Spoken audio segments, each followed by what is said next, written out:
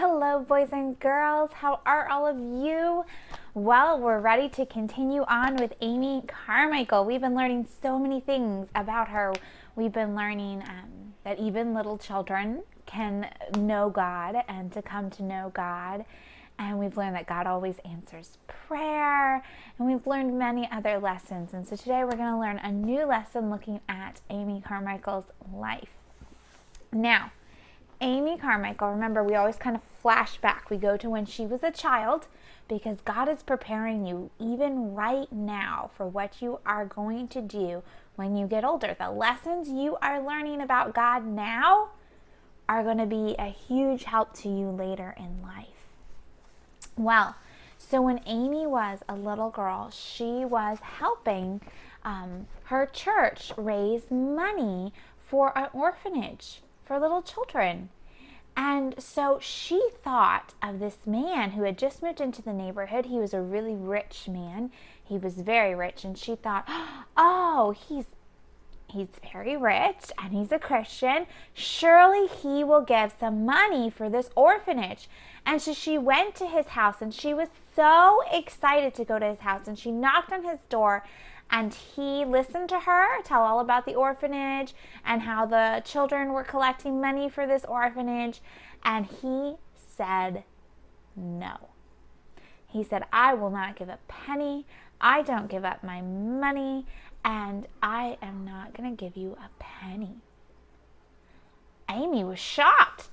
She was just kind of, well, but God gave you that money. And that money is from God. It's God's, and you're not going to give any back to him? And she was so surprised and shocked. And she turned away, and she was thinking about it and crying about it. And she's like, God, why would other Christians not want to give money? Why would they not want to do that? And she really, really had to think it through. And she realized, maybe it needs to be God that works in the heart of other Christians. And so Amy at this young age determined, kind of like what Hudson Taylor learned, is that it is enough to ask only the Father for money for his work. She decided right then and there that from now on she would ask God to start moving in people's hearts and make other Christians want to give their money. That she would not ask anymore for money, but that she would just constantly ask God to work in other Christians' lives, or sometimes not even Christians, but non-Christians, to work in their lives for his work, for the things that they needed. And so sure enough, when she's in India, this is still a big thing that she's thinking through. Remember, she's had children come. She's had many children. And now her family has gotten so big, she has 30 in her family. She's got a couple of helpers. So she's got some adults with her. And then so many children that she's trying to take care of. And she's just like, we need money. We need milk. We need rice to feed them. We need rooms. They were running out of rooms in the house that they had built at Dohnavur. They were running out of it. Do you know in 1 year, their family just keeps increasing. So in 1 year, 42 children come to Amy. In 1 year, she gets 42 kids. So her numbers are going up and up and up. They're constantly needing help. There's constantly children that are running away to her, or she's hearing about children that are about to be sold, and she's racing to go and rescue them. So she is just getting tons of children, and they need money. They need money to live. They have to get milk and rice and roofs and, like over their head. They need buildings. And so at one point, they were running really low. And the dining room table was empty. They were out of food. It was gone. And the mail had come in. And so all the children gathered around And they were like opening the letters and opening the letters. And Amy just kept opening the letter. Nothing. No money. Nothing. Open another letter. No money. The children, Amy writes in her biography that the children started turning the envelopes upside down and shaking them, hoping that some kind of money would come out. And they went through all the letters. Not a single amount of money. Nothing. There was nothing in these letters. And Amy, she had saved one last letter that was from the secretary in England of the mission board that Amy had been sent through. And she said, oh, they always tell us how much money is coming to us. Lord, please let there be money in this envelope. And so she opened it up, and sure enough, it said 61 pounds are coming to you. Now, Amy needed 100. She needed 100 to provide for everybody. So they're still short money. They still didn't have enough. But the children start jumping around and they're just praising God and they're so excited. And then there was one other thing in the mail, which was a package, which Amy normally, when they got packages, it was books for the children or maybe shawls to keep them warm at night, or sometimes it was some toys for the children to play with. So the children open this package, and she knew it was probably just books. And as soon as she opened this package, on top of the package was a note. And the note said, 51 more pounds are coming. So God sent 100, let's see, I think it's 117. God sent 117 pounds, more than she needed. They only needed 100. And here God was providing even more. And the children just rejoiced and were praising God and jumping up and down. And you can just imagine how loud it must have been in that room. They were probably just celebrating like crazy. God sent us our money. Like, we have food. We can get food. This is so exciting. We have money coming. And we're going to have food. And so God proved over and over again that he did answer prayer and that they could pray to him. Well, now people have heard. People have heard. Remember, last week we talked about I think it was 2 weeks ago, we talked about some of these missionaries that were there with Amy were like, you're crazy. You're crazy. You shouldn't be doing this. This is not God's work. But it was God's work. And Amy was getting more and more children. And they were seeing people getting saved. Like, this really was God's work. These children were getting saved. And so pretty soon it's starting to spread around the world. Around the world, they're talking about this woman who's in India, and she's got all these children. She's got so many children. And so, people all around the world start sending things to Amy for her Indian children. They start hearing what is happening to the children in India. And all around the world, people start. There were little Christians in China who gave up their candy money and mailed it to Amy Carmichael. There was a young boy who just started work, and he sent his first week's pay to Amy for those little children. And then there were doctors, and then there was a little girl who got 5 cents, and that 5 little cents for Easter, for her Easter basket, I guess. And she took that 5 cents she got and she mailed it. So Amy was getting letters from China and from Germany and from America and from England. And they had all heard about these poor little children, and they were Christians, that God was working in their heart and saying, you know what, there's this mission. There are these kids that need this money.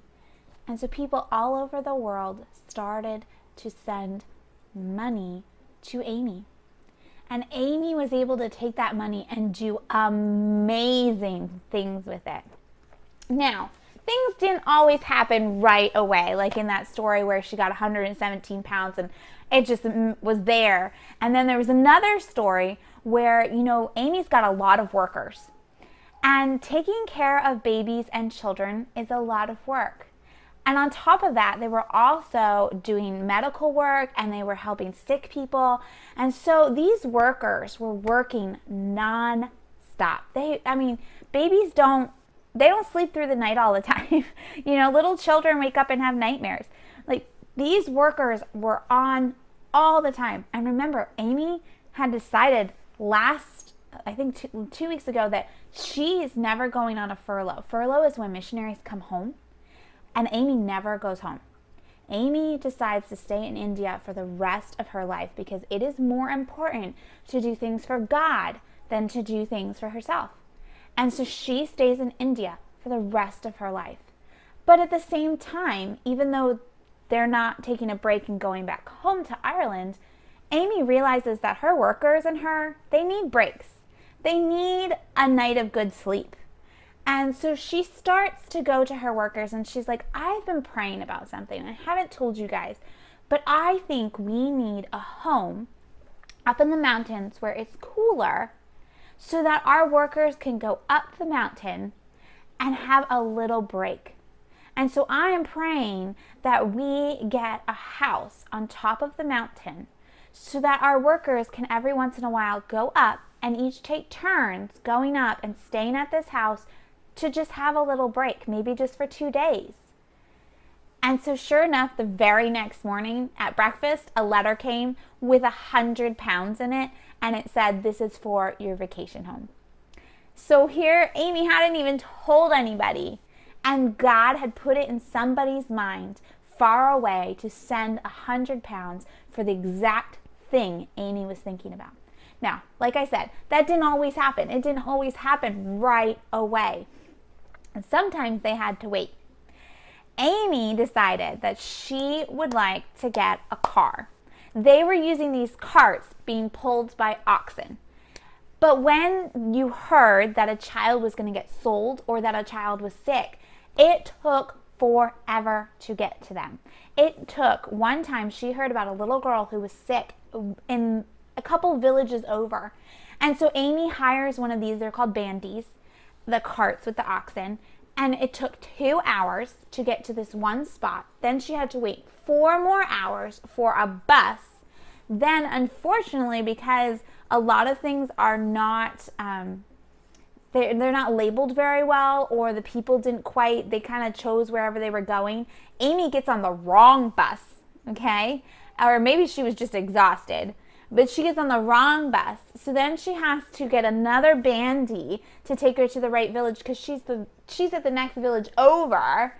And so this took her all day long to get to this girl that was sick.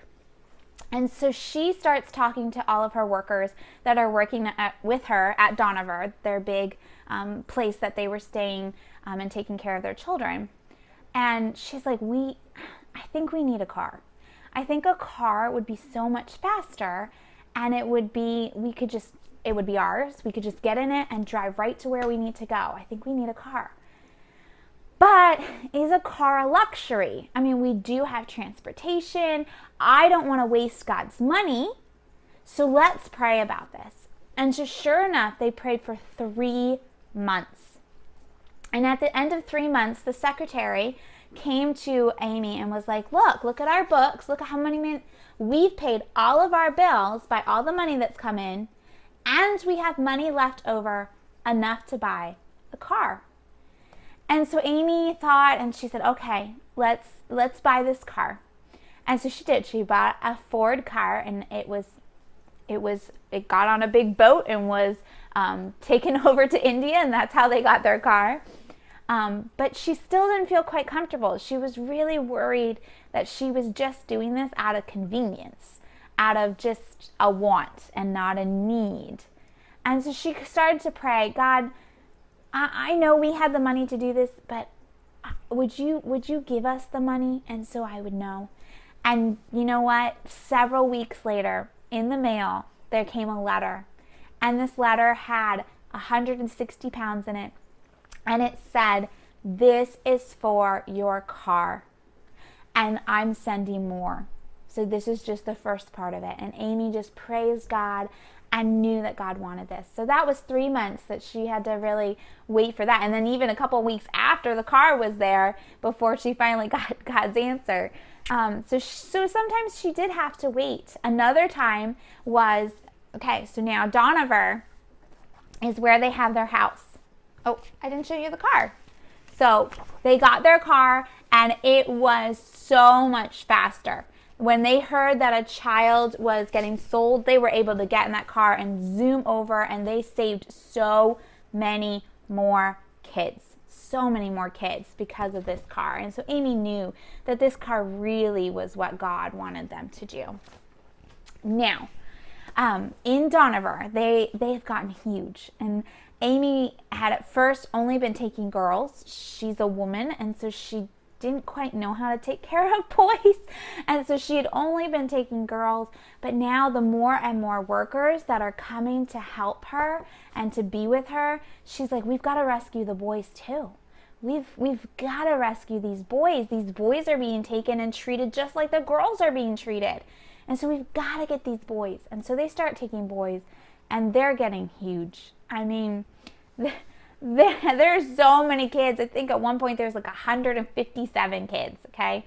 And so they start praying for more buildings, and God keeps sending the money and just sending the money. One time they started praying for a hospital. They really needed a hospital with a brick roof. They wanted a brick roof instead of straw. And so they're praying, and 6 years, it took them 6 years, but in 6 years, they had saved all the money to build it. And so I'm going to, remember this book I showed you, I'm going to show you how big Donover gets, and hopefully you can see all this. Okay, so this is Donover, all right? This huge place is Donover. They had gardens and rice fields that the children would be able to work in. They had a bunch of little huts and nurseries. And you can see right here, this is their hospital that they built. And so this big, huge thing becomes their hospital that they can take care of it. So as you can see, Donover was huge. Now this whole layout is from the time that Amy dies. So when Amy is all old, and this is as big as it got. So God provided all of that money. Amy never asked anybody. She didn't write the mission board. She just prayed. She just prayed that God would give it, and God gave abundance to take care of those little children because they were important to him. They were important to him. Now, I show you this picture because I'm going to tell you one more story.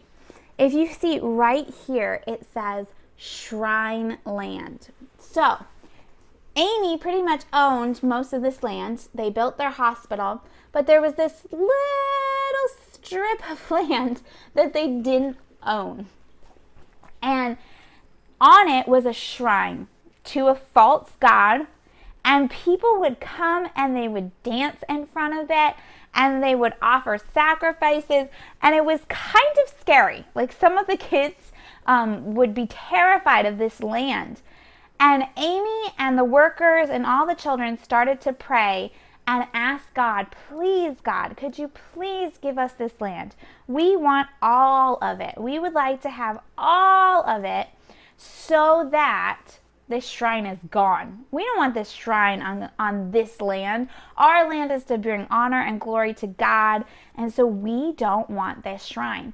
And it took 5 years of praying, but finally the people that own this land, that built this shrine, they finally said, okay, Amy, we will sell it to you. And Amy was so excited, and so they did. They sold it to Amy, and Amy was able to have this land.